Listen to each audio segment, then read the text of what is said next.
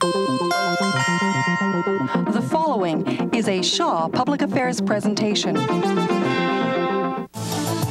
Constituency Report is produced as a public service by members of the BC Legislature through the facilities of Shaw TV. Every British Columbian should be a part of our province's future because everyone in every community matters. That's why we're reaching out to you. I'm Carol James, and this is Constituency Report.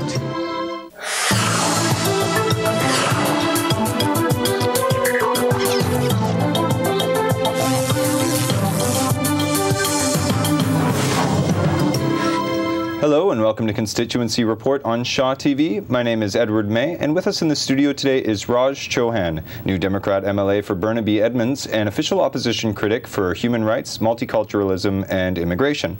Welcome, Raj. Thank you. So the the legislature has been reconvened now for autumn. Now originally there wasn't going to be a fall session, is that correct? I think the Premier is so afraid to have a debate in the House, so he cancelled it basically. We were supposed to be here early part of October, having debating issues related to the lives of British Columbians, but this government has become so out of touch and has become so arrogant, so they basically cancelled it. Now, we are back in the House for a few days. It's not going to provide enough time to debate and discuss the issues really matters with people's lives. Now, he says he's had to reconvene the legislature because of the economic downturn. Do you think, though, that perhaps he may feel that he made a mistake? Well, if he was so concerned about the economy, then he should have called the House immediately. When he made that big, huge speech about 10 points economic plan, we should have been here the next day, and if not that early in October. Everybody knew in the world that economy was going down, but this Premier was so out of touch. He just, thought, everything was so hunky-dory, there was no need for any discussions. So we stayed away from the House, and here we are, and British Columbia has no plan to address the issue of economy.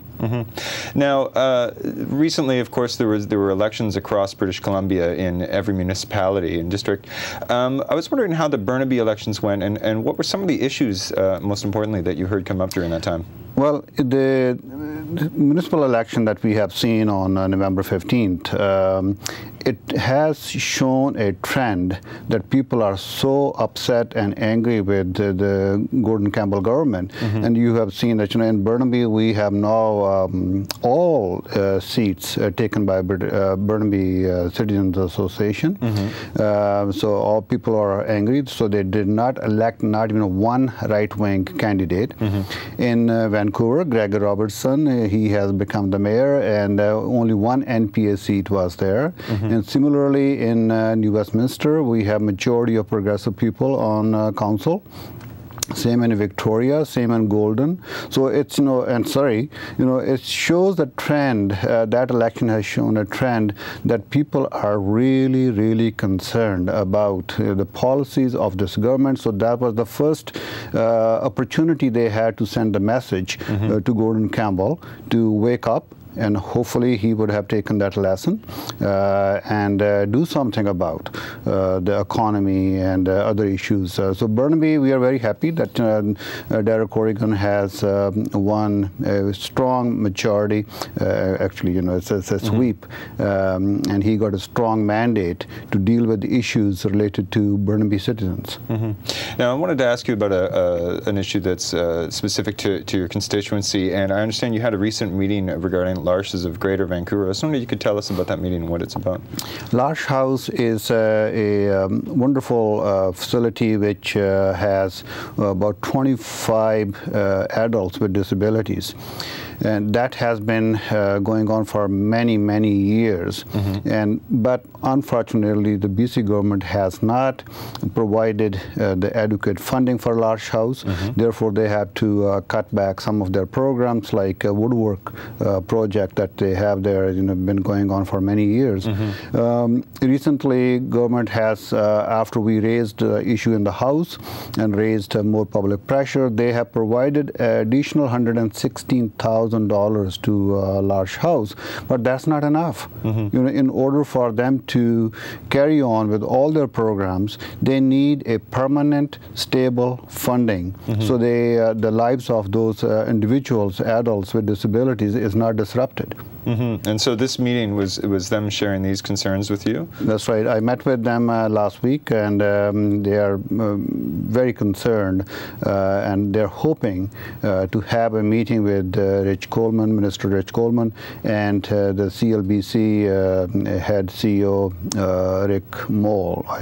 Yeah, so they're trying to have that meeting, so they can raise those issues with them in person to secure more stable funding for their projects. Okay, and I understand that Burnaby's had a recent success story. It's a rare thing to say, but a recent success story with housing, and that's with Hillside Gardens. Yes, Hillside Gardens. There was a fire about a year and a half ago, which burnt down several units. Number 8 building, I believe it was. We have been asking the government to increase the number of subsidized units to make units more larger, so the families which has 4 or 5 kids, it's in different kind of makeup some of these families have, they needed larger units. So finally, after so much pressure, so much work with the community, we were able to get the government to agree, BC Housing to agree to change about 100 units out of 162 to make them subsidized units, and make some of the units quite large to accommodate larger families. Now, do you find that with the success story, do you find that that it addresses the concerns overall of the housing needed in Burnaby? Oh no, housing situation in Burnaby is such a big issue. In my office, my constituency assistant, Kate Jones, she's dealing with housing issues almost 4 to 5 cases a day. Right. It's a big issue. We need more funding to build more housing, larger units. It's an ongoing issue because Burnaby Edmonds attracts a large number of refugees. Right. Those refugees, when they arrive in British Columbia, mainly in Burnaby Edmonds, they're looking for housing which would accommodate their family. Many of them have, as I mentioned earlier, 5, 6 kids. Like it's different makeup of a family unit, and they're looking for those kind of houses, and it's an ongoing problem. Now, also related to housing are the residential tenancy offices, and I know that a lot of them were lost. Luckily, Burnaby still has theirs, but is it working well, the tenancy office there? Well, the tenancy office has to make it more user-friendly.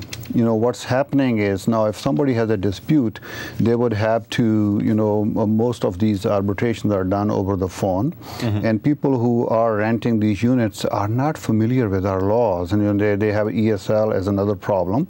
English as second language. So to conduct an arbitration hearing over phone is very intimidating. People are not sure what to do, what to ask, what to answer. And so therefore the tenancy branch has to ensure that people who need their services can do it in a way that they feel comfortable with their services at the branch. So far, what we have seen, complaint after complaint, is not working. So when this has been brought to the government, what has their response been? So far, I haven't heard any meaningful response from the government to that they are concerned about it or they're going to make any changes. Do you think the Campbell government prioritizes people that in low rental housing? I mean, we